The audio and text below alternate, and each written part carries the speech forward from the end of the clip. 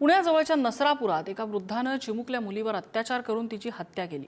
ही घटना, त्याची जखम अजूनही भळभळत असताना पुण्यातल्याच पर्वतीजवळच्या दत्तवाडी झोपडपट्टीत सख्ख्या आजोबानं आपल्या नातीवर राहत्या घरात अत्याचार करायचा प्रयत्न केला। तिकडे अकोल्याच्या पातूरमध्ये एका वृद्धाने 10 वर्षाच्या लहान मुलीवर वारंवार अत्याचार केला आणि वाच्यता केली तर जीवे मारायची धमकी दिली। या मुलीने हिम्मत दाखवली म्हणून त्याचं हे कुकर्म प्रकाशात आलं। अशा अनेक घटना आपल्या आजूबाजूला घडतायत। त्यातल्या काही नोंद होतात, काही नोंदच होत नाहीत।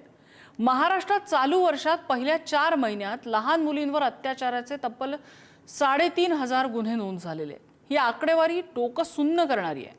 भारतात बाल लैंगिक अत्याचाराचं प्रमाण गेल्या 10-12 वर्षात दुपटीने वाढलंय। याची नेमकी कारणं काय आहेत? आजोबांच्या वयाच्या माणसातही आता नराधम वावरत असेल तर चिमुकल्या मुलांनी करायचं काय? ही विकृती कुठून उत्पन्न होते?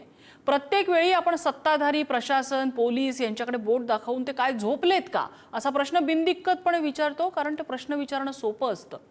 पण कायद्याचा बडगा अशा विकृती थांबवू शकणार आहेत का?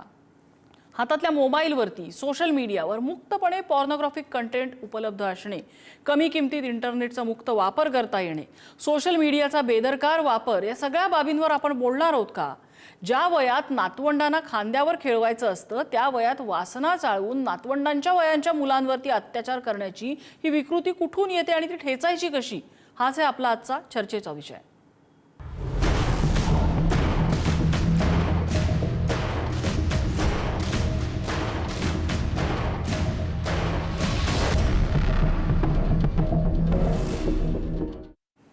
आणि या संदर्भातल्या चर्चेत आपल्यासोबत सहभागी होत आहेत डॉक्टर सुषमा भोसले, मानसोपचार तज्ज्ञ आहेत।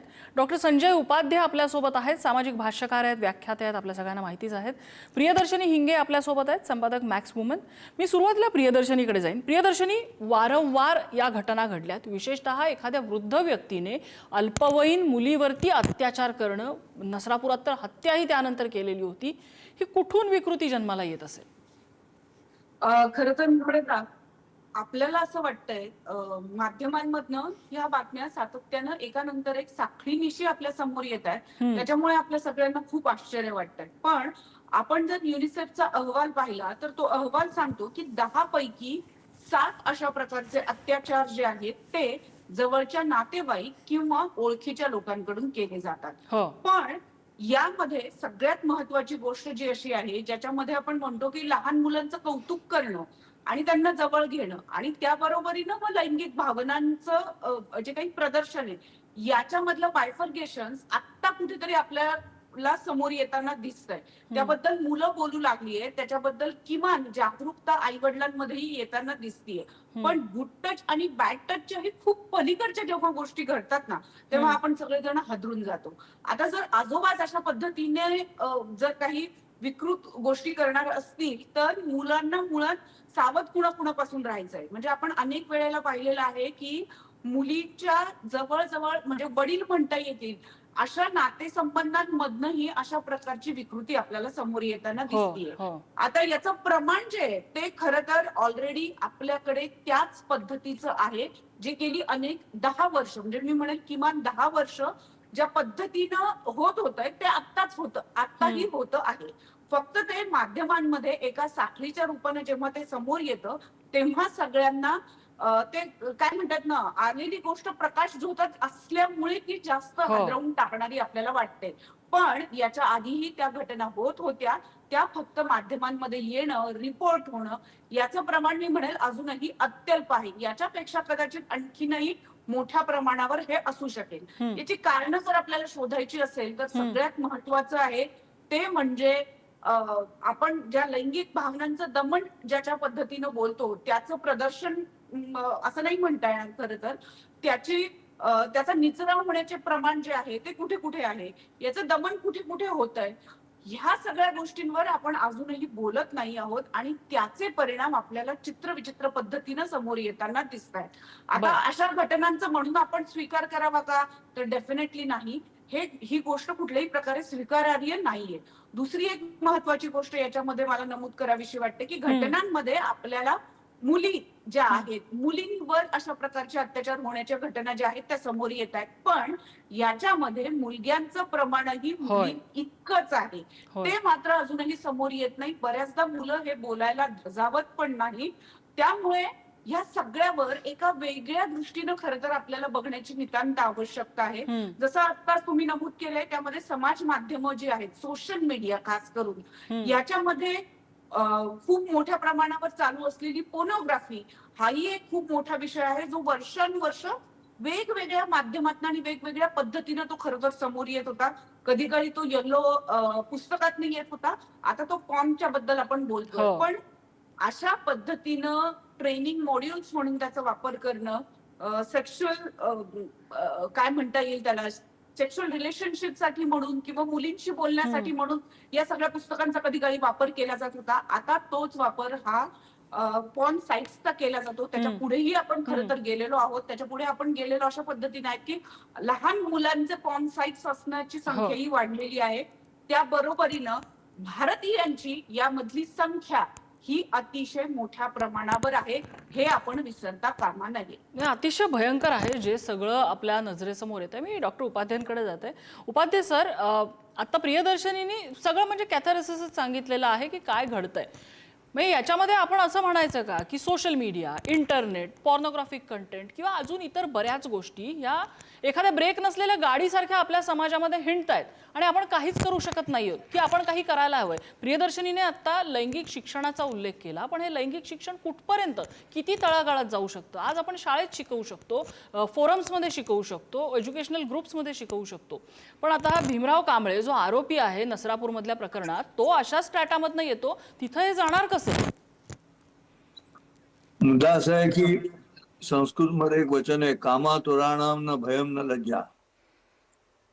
कामाची इच्छा निर्माण होण्याची प्रक्रिया या प्रियदर्शनी मॅडम म्हणाल तसं जे सोशल मीडियातून निर्माण होतात या सगळ्या गोष्टी अनालिसिस म्हणून जरी सत्य असल्या तरी भय निर्माण करण्याची प्रक्रिया शिक्षेतूनच होऊ शकते. तुमच्या समोर धडधडीत पुरावा आहे, आणखीन काही साक्षीची गरज नाही, अशी स्थिती असताना तातडीनं निर्णय देऊन शिक्षा होणं. आपल्या शास्त्रामध्ये आतताईनम आयंतम हन्यादेव विचारेन, आतताई माणसाला विचार न करता ठार मारा अशी सूचना दिलेली आहे. हाच मुद्दा सज्जनपणे प्रभू रामचंद्रांनी विद्यार्थी असताना सुद्धा विश्वामित्रांना विचारला की त्राटिका अंगावर आली राक्षसी, ती स्त्री आहे, तिला मी स्त्री आहे म्हणून मारू का?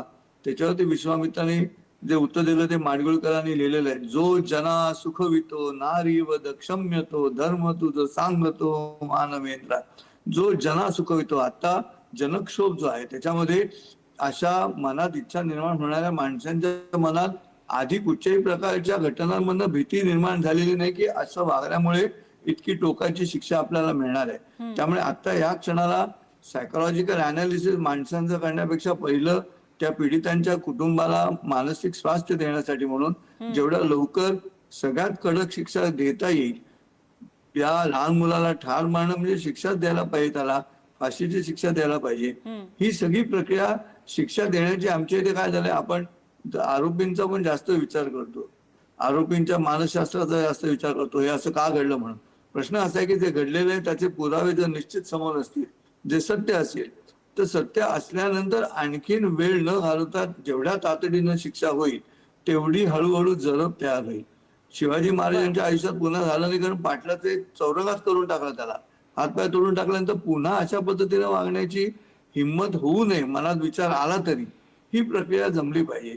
आणि ती प्रक्रिया आपल्या इथे विलंबाने होत असल्यामुळे आधीच मुळात जो कामासाठी आतुर झालाय त्याला लाजही नसते आणि भीतीही नसते, मग त्याचा वयोगटाचा काही संबंध नाही. आणि ही अनालिसिस नंतर करू, आधी त्या आरोपी समोर दिसत आहेत, आजचा पुण्यातला आरोपी समोर माहिती असेल, सत्य असेल, तर जेवढ्या लवकर शासन त्याच्यावरती कारवाई करेल त्याच्यातून भीती निर्माण होईल. आपल्याला आता त्या माणसाला थांबवता येत नाही, कारण अशी माणसं सापडणार नाही तुम्हाला. जसं प्रियदर्शनी मॅडम म्हणाल्या, असंख्य संख्येने या गोष्टी घडत असतील, त्या कोणी बोलत नाही म्हणून समोर येत नाही, परंतु शिक्षा, कडक शिक्षा द्यायची आणि त्याचा प्रचार, त्याची माहिती सगळ्या वर्तमानपत्रांमधून, सगळ्या चॅनल्समधून की ही शिक्षा देण्यात आली, ही शिक्षा देण्यात आली, असा गवगवा जेव्हा शिक्षेचा होईल, कडक शिक्षेचा, तेव्हा काही माणसांच्या मनामध्ये अरे असं होत असेल तर आपल्याला हे करायचं नाही अशा पद्धतीचं थोडं भय निर्माण होईल. आणि त्यांना लाज नाहीच आहे, भयही नाही, ते भय निर्माण करायला लागेल शिक्षेच्या माध्यमातून. तरच काही अंशी त्याच्यावरती आपल्याला अंमल गाजवता येईल किंवा त्याला थांबवता येतील ह्या पद्धतीनं भीतीपोटी. बर, नाही, अशा आरोपींना शिक्षा झाली पाहिजे, ह्याच्यामध्ये कुणाचं दुमत असायचं काही कारणच नाही. कायद्याचा बडगा त्यांच्यावरती उगारला गेलाच पाहिजे. मी डॉक्टर सुषमा यांच्याकडे येते. डॉक्टर सुषमा, आता उपाध्ये सर म्हणतात की कठोरात कठोर शिक्षा देऊन एक भय निर्माण केलं पाहिजे, 100% केलं पाहिजे. पण तेवढा उपाय पुरणार आहे का भविष्यातल्या अशा गोष्टी थांबवण्यासाठी? नक्कीच हा खूप गंभीर मुद्दा आहे आणि आपल्या लक्षात येईल की ही वृद्ध व्यक्तींच्या संदर्भातली जी काही लैंगिक गुन्हेगारी आहे ती आपल्याला बघायला गेलं तर त्याच्यात आपल्याला बरीच कारणं आपल्याला जबाबदार दिसतील की ज्याच्यामध्ये आपल्याला सामाजिक, मानसिक आणि शरीरशास्त्रीय आहेत की प्रामुख्याने वृद्ध व्यक्तींमध्ये सेक्शुअल इनहिबिशन की जे न्यूरोसायकोलॉजिकल सिम्पटम आहे की अस्वीकार्य पद्धतीनं लैंगिक संबंध ठेवणं की ज्याच्यामध्ये प्रामुख्याने स्वतःच्या लैंगिक आत्मनियंत्रण नसतं ज्याच्यामध्ये, आणि त्याचं प्रमाण सातत्याने सध्या वाढताना दिसतंय की समाज माध्यमांचं वाढतं प्रमाण, लैंगिक शिक्षण योग्य रीतीने होत नसल्यामुळे, समाजामध्ये लैंगिक संकोच असल्यामुळे आपोआपच पॉर्नकडे व्यक्ती वळत आहेत. आता प्रियदर्शनी मॅडमनी त्याचं प्रमाण युनिसेफकडनं सांगितलेलं आहे. त्याच्यातून अजून गमतीचा भाग आहे की पुरुषसत्ताक पद्धती असल्यामुळे स्त्री आणि लहान मुलं ही सॉफ्ट टार्गेट आहेत. स्वाभाविक हे आपल्याला इन्व्हर्टेड कॉमामध्ये सांगावं लागेल की त्यांच्यावरती वर्चस्व मिळवणं, नियंत्रण ठेवणं हे मुळात पुरुषवृत्तीमध्ये असतं. तिसरा भाग जो आहे की हा जर तुम्ही बघितला हा पॅटर्न जो आपल्याला दिसतोय त्याच्यामध्ये ह्या कुटुंबापासून तुटलेले आहेत किंवा सामाजिकदृष्ट्या एकाकी आहेत, सामाजिक स्वीकृती किंवा वर्चस्व त्यांच्याकडे नाहीये. आणि साहजिकच या व्यक्तींमध्ये आपल्याला जाणवेल की कॉग्निटिव्ह डिस्टॉर्शन्स खूप आपल्याला दिसतात. म्हणजे त्यांच्यात विकृत विचार असतात की मी हे काही चुकीचं करतोय हे त्यांना मान्यच नसतं. मी मुळात प्रेम करतोय असं त्यांना स्वसमर्थनार्थ ते सांगत असतात. आणि त्यामुळं आता उपाध्ये सर म्हटले तसा कायद्याचा बडका तर दाखवायला हवाच, पण पुढे ह्या घटना घडू नयेत म्हणून जी काही फ्रस्ट्रेशन डिप्रेशन थिअरी आहे त्यानुसार आपल्याला लक्षात घ्यावं लागेल की ही जी वृद्धावस्थेतल्या व्यक्ती आहेत त्याच्यामध्ये जे डिमेन्शिया सारखे प्रकार आहेत, त्यांच्यामध्ये दडपलेली जी अव्यक्त लैंगिक भावना आहे, या सगळ्या उफाळून बाहेर येत असतील तर त्याच्यासाठी सामाजिक जाणीव जागृतीचे कार्यक्रम हे सातत्याने आपण वेगवेगळ्या मीडियांचा वापर करून, त्या प्लॅटफॉर्मचा वापर करून सगळ्यांपर्यंत पोहोचवलं पाहिजे. युनिसेफच्या अहवालानुसार हे सातत्याने घडतंय, पण आता बोललं जातंय कारण आता बोललं तर त्याच्यावरती काहीतरी कारवाई केली जाईल. हाही एक भाग आपल्याला दिसेल की पीडितांमध्ये या गोष्टी जाणवत आहेत, समाजामध्ये ह्याची जागृती थोडीशी होताना दिसतेय. त्याच्यामुळे साहजिकच ही जी काही लैंगिक विकृती आहे हे विकृत गुन्हेगार आहेत, मानसिक, सामाजिक आणि शरीरशास्त्रीय दृष्ट्या, आणि त्याला खूप बहुआयामी पैलू आहेत असं आपल्याला सांगता येतं. त्याच्यामुळे साहजिकच की याच्यातून बाहेर पडायचं असेल तर आपल्याला पुरुषप्रधान संस्कृती हा भाग लक्षात घेऊन लैंगिक शिक्षणाची गरज ही मुलं आणि मुली अख्ख्या समाजासाठी आहे आणि त्याच्याकडे काहीतरी जाणीव जागृतीची ठोस पावलं उचलली पाहिजे. याची खरंच आपल्याला गरज आहे असं मला प्रामुख्याने वाटतं. मला प्रियदर्शनीकडे एक मुद्दा घेऊन यायचा आहे. डॉक्टर सुषमाने जो खूप इंटरेस्टिंग पॉइंट सांगितला की पुरुष प्रधान आपल्याकडची मानसिकता आणि त्याच्यामध्ये एखाद्या स्त्रीवरती, मुलांवरती त्यांचं दमन करणं किंवा त्यांना प्रेशराईज करणं, आपला डॉमिनन्स त्यांच्यावरती निर्माण करणं हे कुठेतरी आनंद देणारं असतं आणि हे वर्षानुवर्ष पिढ्यानपिढ्या आपल्याकडे चालत आलेलं आहे. ह्याच्या बाबतीत काही कोणाला वावगं वाटायला नको, ही फॅक्ट आहे आपल्याकडची, हे वास्तव आहे. पण हा टॅबू तोडणं आणि जसं तू मगाशी सांगितलेलं होतं की लैंगिक शिक्षण हे समाजामध्ये पोहोचवणं, तळागाळात कसं पोहोचवणार, हा टॅबू कसा तोडणार? असं वाटतं की एकत्र आहेत याच्यामधल्या सगळ्यात आधी तर आपण ज्याबद्दल बोलतो आहोत ते म्हणजे लैंगिक शिक्षण. आणि दुसरं पुरुष प्रधान संस्कृती. या दोन्हीही गोष्टी ह्या एकात एक आहेत असं म्हणायला आपल्याला खरं तर हरकतच नाही. दुसरं जसं सरांनी सांगितलं, हे लॉंग टर्म उपाय आहे, तातडीनं करण्याचा उपाय अगदी नक्कीच नाहीये. पण ज्या पद्धतीनं आणि ज्या वेगानं या घटना वाढतायत त्यामध्ये आपल्याला लॉंग टर्म प्लॅनिंग जी आहे ती खरं तर करायलाच लागणार आहे. हो, हो. एक विषय आहे की सगळ्यात तुमच्यापैकी दुबळं कोण आहे, मग त्याच्या याच्यावर तुम्ही बळाचे प्रयोग करत राहतात. मग त्याच्यात सगळ्यात दुबळं कोण आहे तर घरातली मुलं असतात. बऱ्याचदा असं होतं की मुलं आपल्या आई वडिलांना या गोष्टींबद्दल सांगतात पण हे कसं बोलायचं किंवा हे कसं सांगायचं हे न समजल्यामुळे आईच थेट त्या मुलाला किंवा मुलीला सांगते की नाही नाही, तुझंच काहीतरी गोंधळ झाला असेल, तुझीच काहीतरी गडबड झालेली असेल, आणि याच्यामुळे मग तो मुद्दाच मुळात विरून जातो. पण याच्या पुढे जाऊन लैंगिक शिक्षण कसं दिलं पाहिजे हे खरं तर प्रत्येक घरानं एकत्र बसून शोधण्याची ही खरं तर वेळ आहे. कारण तुमच्या घरातल्या मुलांना आपण तितकं व्हॉइस देतो का, देत नसोल तर तो कशा पद्धतीनं दिला गेला पाहिजे. हे झालं सुशिक्षित घरांमध्ये. पण आपण ज्या समाजामध्ये राहतो तिथे प्रत्येक घर हे तितक्याच ताकदीचं स्वस्त असेल असं म्हणायला बिलकुल वाव नाहीये आपल्याला. आपल्या आजूबाजूला अनेक घटक आहेत जे घटक समाजावर खरं तर प्रभाव टाकतात. मग एक मूल वाढवताना आपण असं म्हणतो की एक मूल वाढवणं ही फक्त एका व्यक्तीची जबाबदारी नसते, तर पूर्ण शहराची जबाबदारी असते. अशाच पद्धतीनं असं जर आपण म्हणत असू तर अर्थात त्या शहरात राहणारी प्रत्येक लोकांचं कॉन्ट्रीब्युशन हे मुलं वाढवण्यामध्ये असणार आहे. मग जर त्या शहरातली लोकच विकृत असतील तर ती विकृती ही कुठे ना कुठल्या स्वरूपात या मुलांच्या समोर नक्की येणार आहे. त्यामुळे प्रत्येकालाच खरं तर शिक्षित करणं हे आपल्या सगळ्यांसाठी नितांत आवश्यक आहे. नाही, शिक्षण प्रत्येकाला देणं आवश्यक आहे. पण मला ना त्याच्यामध्ये आणखीन एक प्रश्न असा पडतो की आता मी उदाहरणच देते. छत्रपती संभाजीनगरमधली आकडेवारी माझ्या समोर आहे आणि त्याच्यामध्ये दर 40 दिवसाला अशा प्रकारे लहान मुलीवरती अत्याचार घडल्याची घटना ही छत्रपती संभाजीनगरमध्ये घडतीये. आणि त्याच्यामध्ये जे पीडितांचं प्रमाण आहे, पीडितांचं जे वयोमान आहे, 3 वर्षापासून 17 वर्षापर्यंतच्या अल्पवयीन मुली, 3 वर्षाच्या मुलींना काय कळणार आहे गुड टच, बॅड टच आणि लैंगिक शिक्षण? त्या विक्टिमच असणार आहेत. मला उपाध्याय सरांकडे हा मुद्दा घेऊन यायचा आहे की काही प्रमाणामध्ये आपण यामधले जे पीडित आहेत त्या पीडितांना कितीही शिक्षण द्या किंवा काय काहीही म्हटलं तरी एका ठराविक मर्यादे पलीकडे ते आपल्याला करता येणार नाहीये. म्हटल्यानंतर मग उपाय काय? तुम्ही जसं म्हणताय तसं कायद्याचा बडगा हा एक उपाय असू शकतो. पण आता ह्या नसरापूरच्या प्रकरणामध्ये तर अनेक लोक म्हणत होती की ह्या आरोपीला आमच्या ताब्यात द्या, आम्ही न्याय करतो. अशा प्रकारे न्याय करून चालेल का? याच्यामध्ये डेमोग्राफिकल बघायला लागेल. आपण एक चर्चा करतोय तो सुशिक्षित मध्यमवर्गीय, उच्च मध्यमवर्गीय आणि आता जो खाली आर्थिकदृष्ट्या किंवा शैक्षणिकदृष्ट्या मागे असलेला जो वर्ग आहे, या तिन्ही ठिकाणी ह्या वेगवेगळ्या पद्धतीनं यांच्यावरती चर्चा चालते. आहार, निद्रा, भय आणि मैथून हे जे चतुष्टय आहे, ह्या इन्स्टिंक्ट्स ह्या काही इंटेलेक्टचा मुद्दा नाही. ते जन्मजात सगळ्या मनुष्य प्राण्यांकडे आहे आणि ते राहणार आहे शेवटपर्यंत. इंटेलेक्च्युअली म्हणून यांनी जो मुद्दा मांडला की शिक्षणाच्या अनुषंगानं 1ली ते 4थी पासून शिक्षण, पण हे सगळी चर्चा होते ती पुन्हा ग्रामीण भागामध्ये तेवढ्या मोठ्या प्रमाणात होत नाही जेवढी निम शहरी किंवा शहरी भागामध्ये.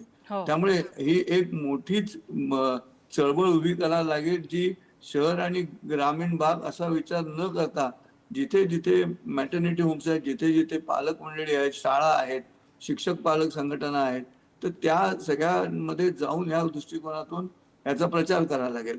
आता याच्यामध्ये किती परिणाम खालपर्यंत होत असतो मला पुण्यातली शाळा ठाऊक आहे, मुलगा पण मला ठाऊक आहे. 5वीतली मुलगी 5वीतल्या मुलाला म्हणते की I love you, I love you, उद्या तुझा निर्णय दे. आणि तोच घाबरून गेला. त्याने दुसऱ्या दिवशी तिला सांगितलं की आपण चांगले मित्र आहोत पण असं नको, असं माझ्या आईने सांगितलं.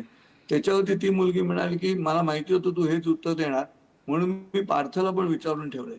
मला असं वाटतं की हा एक अतिशहरी भागामधला स्मार्टनेसचा, जेव्हा पालकच मुलांना विचारतायत, मुलींना विचारतात काय कोणी पटवला का, या लेवलपर्यंत आता या व्याख्या बदलत चाललेल्या. ह्याची जाणीव ग्रासरूट लेवलला नेण्यासाठी राजाच्या दृष्टिकोनातून, शासनाच्या दृष्टिकोनातून एक मोठ्या प्रमाणावरती चळवळ उभी करायला लागेल. त्याशिवाय हे पोचणार नाहीये. कारण हे मुळात आहे नैसर्गिक भावना.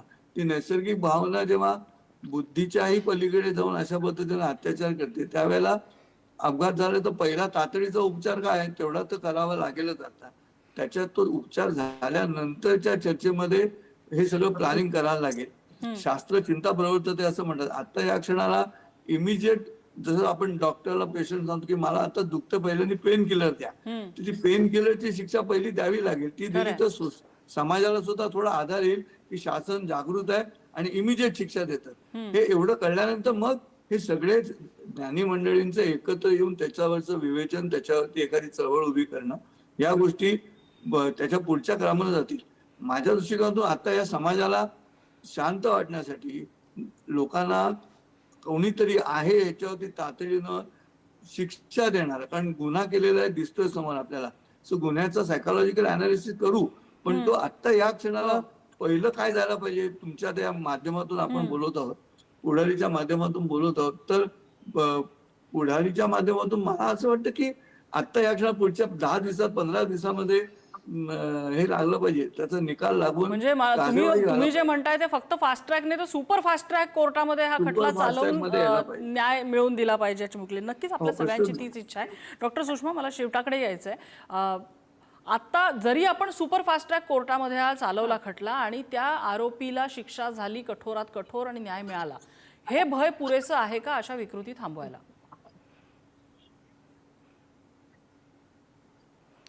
नक्कीच आपल्याला सांगता येईल की भय खरंच गरजेचं आहे, कारण लोकांना मध्ये एक सुरक्षिततेची भावना निर्माण होईल. कारण आपल्याला नेहमी दिसतंय की जेव्हा एखाद्या गोष्टीच्या बद्दल मुलं बोलत असतात, संवाद साधायचा प्रयत्न करत असतात, तेव्हा आपल्याला लॅक ऑफ सोशल सिक्युरिटी दिसतं, लॅक ऑफ सोशल कन्सिस्टन्सी दिसतं.